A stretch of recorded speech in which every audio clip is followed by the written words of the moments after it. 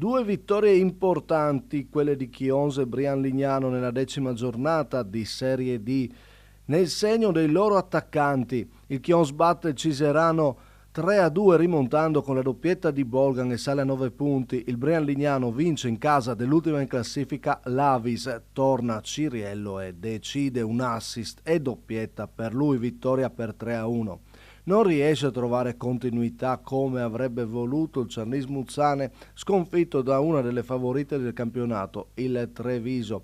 Il gol di Aliù e l'infortunio del secondo portiere sul finale Giust che regala palla a Beltrame condannano la squadra di Zironelli. Sotto una pioggia continua al Della Ricca non è una giornata fortunata per il Cernis Muzzane, tra infortuni, Bussi e il portiere Venturini ed errori la squadra di casa non riesce a trovare il gol e quindi viene sconfitta restando in zona play-out ferma ad 11 punti.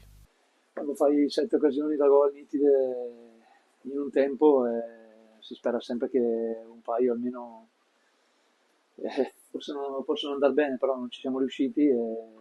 Però devo fare i complimenti ai ragazzi perché hanno fatto una grande partita, la partita è stata aperta fino alla fine, diciamo che abbiamo pagato secondo me troppo caro questo risultato.